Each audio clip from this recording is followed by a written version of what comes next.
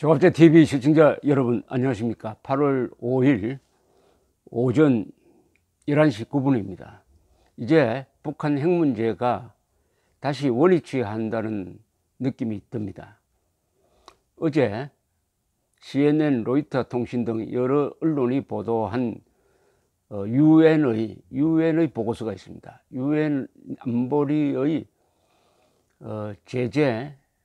제재위원회가 제출한 보고서인데, 지금 북한은 핵 미사일 개발 프로그램을 지속하고 있다. 그리고 유엔 대북 제재를 지속적으로 위반하고 있다.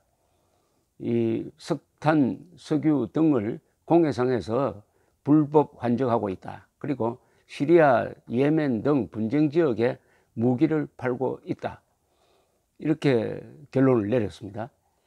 동시에 싱가포르 회담에서 아세안 외무장관 회담이 있었는데, 여기 참석한 폼페오 미국 국무장관은 러시아가 북한의 노동자들을 계속 받아주고 있다. 그래서 대북 제재에 구멍을 내고 있다 하고 러시아에 경고를 했습니다. 그러면서 대북 제재는 계속되어야 한다. 북한이 돌이킬 수 없는 핵 폐기를 할 때까지 계속되어야 한다. 이렇게 또 경고를 했습니다. 폼페오는 또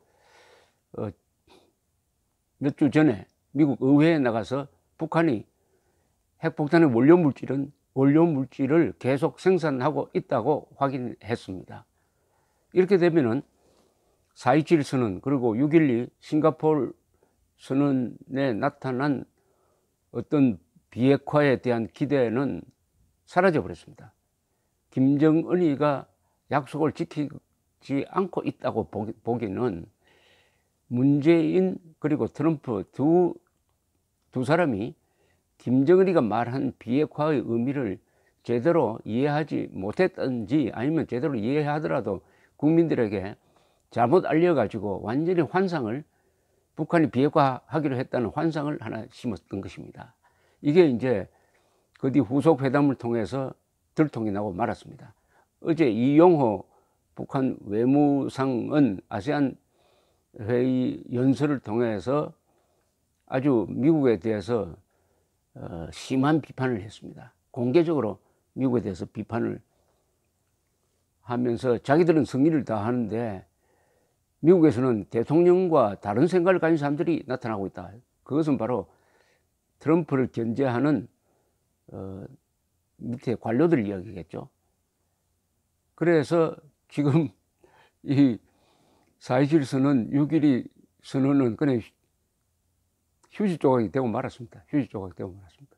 이 4.27 선언에 이런 대목이 있습니다. 맨 앞에 4.27 판문점 선언, 문재인, 김정은 선언이죠.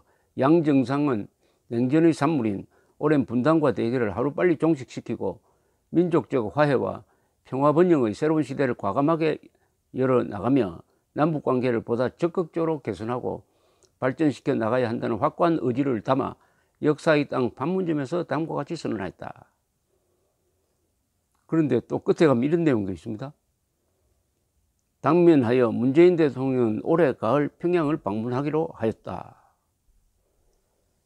평양을 방문하기로 하려면은 4.27 선언이 그대로 실행이 되어야 될 거 아닙니까? 4.27 선언의 모든 출발점은 북한이 비핵화에 착수하는 겁니다.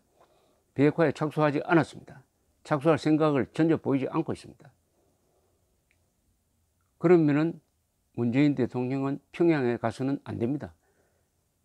더구나 평양에 갈 의무가 있는 것도 아닙니다. 왜냐하면은 지난 5월 말 갑자기 김정은이가 연락을 해가지고 문재인 대통령이 국민에게 알리지도 안 하고 몰래 판문점의 북한 지역으로 가서 김정은을 만나고 와서, 이게 제2차 정상회담이라고 했습니다. 제2차 정상회담이 뭐 평양에서 열렸던, 판문점 북쪽 지역에서 열렸던 북한 지역에서 열리는 것이니까 이것은 끝난 겁니다. 이번에 또 가을에 평양을 방문한다면 이게 비례관계가 맞지 않아요. 그러면 역대 대통령 중에서 김대중, 노무현, 또 문재인, 또 평양에 가는 겁니다. 이것은 북한이 종속국인 대한민국으로부터 조공받는다는 이런 인상을 줄 가능성이 많고 그렇게 선전합니다 또. 그러니까 절대 가서는 안 됩니다. 왜냐? 첫째, 비핵화의 진전이 없다. 4.27 선언의 약속이 지켜지지 않았다. 그리고 이미 두 번째 이른바 정상회담은 이루어졌다. 그리고 미국과 북한 사이의 이 회담이 진전이 없다. 진전이 없다. 이런 상황에서 한국 대통령이 또 북한에 가겠다고 한다면은 한미 관계가 나빠질 것입니다. 그리고 대북 제재를 해야 되는 지금 트럼프 대통령이 워낙 앞서 나가면서 마치 북한의 핵 위기가 사라진 것처럼 이야기를 하니까 다른 나라들도 특히 중국이나 러시아도 그러면 우리도 북한을 더 제재할 이유가 없었지 않느냐. 특히 중국 같은 경우에는 북한으로부터 욕을 먹으면서까지 제재를 해왔는데 이제 트럼프가 이제 핵위기 없어졌다고 하는 마당에 우리가 왜 제재를 계속하느냐 하면서 슬쩍 지금 문을 열어놓고 있습니다. 대한민국 대통령이 평양에 간다면은 이런 제재 해제 무드, 제재 무력화 무드, 제재 무력화 무드에 힘을 실어주게 될 것입니다. 또 가서 해야 할 일도 없습니다. 해야 할 일이 하나 있긴 있죠. 안 하고 있어서 그렇지.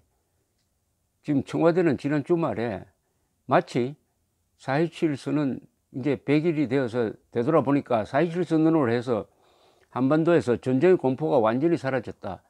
평화가 왔다. 평화가 일상화되었다. 이런 발표를 했습니다. 전쟁 공포가 없어지려면은 북한의 핵무기가 없어져야죠. 북한이 핵무기를 가지고 있으면은 사고가 날 수도 있습니다. 그리고 오작동을 할 수도 있어요. 또 북한에서 무슨 쿠데타라든지 이런 내란 상태가 났을 때 핵을 한국으로 발사해서 권력을 유지하겠다든지 하는 이런 유혹에 빠질 수도 있으니까 북한이 핵 미사일 갖고 있는 한 한반도에서 평화의 일상화는 불가능합니다. 평화의 일상화는 북한 노동당 정권, 즉 대한민국을 없애기로 선언하고 다짐하고 행동하고 있는 북한 노동당 정권이 없어질 때 평화의 생활화가 이루어지는 것입니다. 그런 낌새조차 보이지 않을 때 대한민국 대통령부에서 청와대에서 평화의 생활화가 이루어졌다고 하는 것은 꿈을 심어주는 겁니다. 꿈입니다. 이게 일종의 몽유병입니다. 몽유병. 여러분 몽유병이란 거 요새 그런 환자가 좀 줄었습니다만은 옛날에 영양 상태가 나쁘고 할 때 한국 사람들 중에 몽유병 환자가 들어 있었습니다. 꿈을 꾸면서 여기저기 돌아다닙니다. 깨면 자기가 뭘 했는지 몰라요.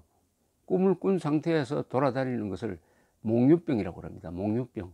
지금 청와대는 일종의 몽유병, 핵 문제에 관한 한 몽유병 환자 같은 지금 발언을 하면서 우리 국민들의 대북 안보 의지를 지금 소멸시키고 있습니다. 대한민국이 생존하려면은 북한에 대한 강력한 도덕적 판단과 안보 의식이 있어야 합니다. 즉 북한 노동당 정권은 악이고 우리의 적이다. 공산주의는 절대 악이다. 공산주의는 호열자와 같다. 인간은 호열자와 같이 살 수 없다. 그러니까 우리는 철통같이 안보태세를 유지해야 한다. 한미동맹을 유지해야 한다. 내부의 적을, 북한과 내통하는 내부의 적을 엄격하게 처단해야 한다. 이런 마음 자세가 아니면은 대한민국은 생존이 불가능한 그런 나라인데 대통령부에서 앞장서 가지고 이제 평화가 왔으니까 안보의 빗장을 풀어도 된다. 한미동맹 중요하지 않다. 남북관계 호전시키기 위해서 한미동맹 해체할 수도 있다. 또는 무력화시킬 수 있다는 이런 좌익들의 풍조에 동조하는 것 같은 그런 모습을 보여주는 게 청와대입니다. 이 청와대의 며칠 전 발표를 완전히 허위 문서로 만든 게 유엔 안보리 보고서죠. 유엔 안보리가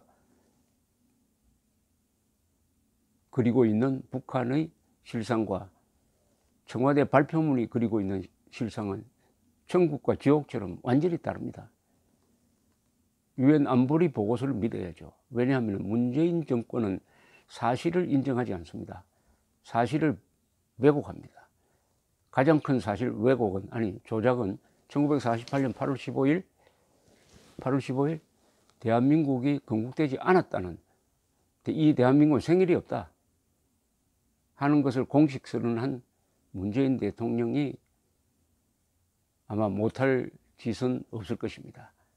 자기의 생일을 지운 사람이 못할 짓은 없습니다. 그러나 못하게 해야죠. 그건 국민들이 감시를 하고 언론, 야당이 나서야죠. 필요하면 국제 공조를 하더라도 한반도의 주인이 김정은이가 되는 사태를 막아야 합니다.